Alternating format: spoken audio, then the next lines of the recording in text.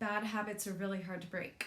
And good ones, once established, can be really, really powerful in moving us in a brand new direction. And so we're going to be talking about habits. And I get this whole idea from Atomic Habits from James Clear. I highly recommend his newsletter, Instagram, everything. He's got some really, really good ideas.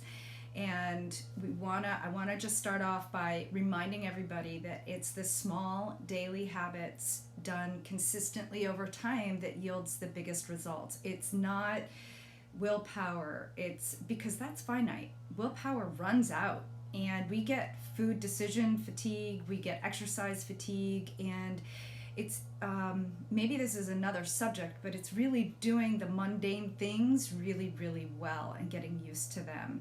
And maybe even finding some beauty in the mundane, right? So anyway, I think I got a little sidetracked, but the whole idea here is that we want to talk about identity. So the first exercise that we did in the class the other day was writing down all of the identities that we have. I'm a woman, I'm over 50, I'm a sister, I'm a daughter, I'm a wife, I'm a rescue animal, I'm a nature lover, I'm a strong woman, I'm an athlete, I'm a writer, I'm a health coach, I'm an advocate for healthy living, I'm also bratty, I'm also a little bit, lazy sometimes. I don't like cleaning out the litter, and I complain too much. Those are identities. There are things that I do, like drinking too much coffee is an identity, right? All these things. And so I want to share a story about a client who, when we really unpacked what her true identity was, what was underlying, what the thing that was buried deep in her subconscious was that she was a fat person. That was her identity because she was told she was fat all growing up.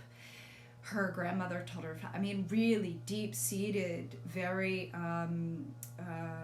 destructive behaviors from family members that had her believe that she was a fat person, and therefore she had fat behaviors. Well, if a fat person, eats doodles or whatever they're called, then that's what I do. And it is a challenge to unweave that really tight braid that has on us. And so when I found this from James Clear, this whole idea about switching around our identity and having our identity be what drives us really, really was powerful. And so I'm going to take his ideas, I'm going to literally regurgitate ideas from him and share it with you. So the first thing I want to do is I want you to draw 3 concentric circles on a piece of paper. So it's like a target, right? And there are 3 circles: the middle circle, then the center circle, and then the outside circle. And the middle circle is identity. Okay, that just label it identity. The next one is processes. And then the outer layer is outcomes. And so when we're talking about outcomes, we want to we're very specifically talking about, what you end up getting. You are writing your book, you are losing weight, you are a certain amount of pounds, you're an athlete and you win a medal or a grand prize of some sort. And when we're talking about outcomes, we're really looking at these are the results that we're looking for, right? So how do we change the results? In the center circle, these are the processes. Processes are things that we do. It's our algorithms. It's the if-then, and I really want to tie if-then into another video because that is super powerful as well. But this is what we do on a regular basis. This is our gym routine, our morning routine, our evening routines. These are the routines around birthdays and holidays, around things like my kitchen cleanup, for example, decluttering, being able to purge things, This is also mindset practice, like your morning meditation and that sort of thing. So these are the systems that we have, our daily systems and habits. And the center circle is the identity. And identity is about what you believe. It's the deepest layer. It's your soul layer, right?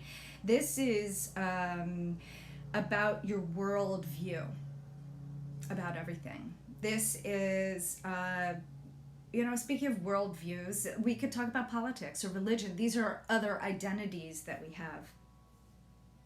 These are also judgments about yourself and other people as well. And these are our beliefs and assumptions and even our biases. And so when we identify as a certain person, our habits often feed that identity, right? So if I'm looking to be a very strong woman, an athletic woman, if I'm looking to be a writer, what does an athletic woman do? What does a strong woman do? What does a writer do? They write, they practice, they go run in the woods like I did this morning, and it was amazing. It was a trail run. So every layer of these is important, but what our society traditionally does and how we tend to build habits is we go outside in. We tend to focus on the goals first and say, if only I would get into that goal, if I could only hit that certain thing, that size or the dress or the number. And what we want to do is switch it. So instead of outcomes to processes to identity, we want to switch it around, and we want to start with the identity. What would a healthy mindseted person do? And then you do it, because we don't feel like going for a run. We don't feel like necessarily cooking a bunch of food necessarily. I mean, sometimes you will want to do these things, but not every time. But habits are built over time, whether you want to do them or not. Your identity drives whether you feel like it or not. You don't feel like putting on your shoes and going out for a walk when it's 30 degrees out. But your identity of being someone who takes care of themselves, a lot of self-nurturing and love, and just, when we care for ourselves, we can just show up better in the rest of the world. And this is really at the core of the shifts that we're looking to do, because this is long-term, this is forever. Debbie and I want to coach you out of always thinking about the diet mentality and always thinking that we're not there yet, because we're just getting better and better and better, iteratively at a time. 1% every day gets us to a really beautiful place. So we want to start on who we really want to be. So the exercise of actually writing down all of our identities, if you wrote down some identities that you feel like you attach yourself to, like being lazy or fat or unmotivated, we want to look and deconstruct that if we need to. Or look at what you want instead. How do you want to feel? How do you want to show up? How do you want to be seen? Another really, really good exercise is writing your eulogy. And that's, again, another video idea. But the idea is, how do you want to show up and be seen? Whether it's seen by just you and your family, or in the social with your neighbor and the rest of the community. I think that's all I wanted to say. It's a big subject and a big mindset shift, but once we get our head wrapped around this really deep core identity and keep going back to what is it, why am I doing all this? What's the identity? And maybe it's a core value is another. For myself, a core value would be, what is a growth mindset person? What would they do? And sometimes it's laying on the couch and watching Netflix. Sometimes that's what it is. It's not all about being perfect and willpower and being right or wrong or good or bad. It's not about that. It's about just keep going back, taking all this data and going back to the center and seeing how that lands for you. So Hopefully that's a little bit deeper dive into identity, a little bit clearer. Perhaps just hearing it a second time in a little bit different way can help motivate you. So we look forward to getting some feedback on how this lands for you and what's next. Thanks.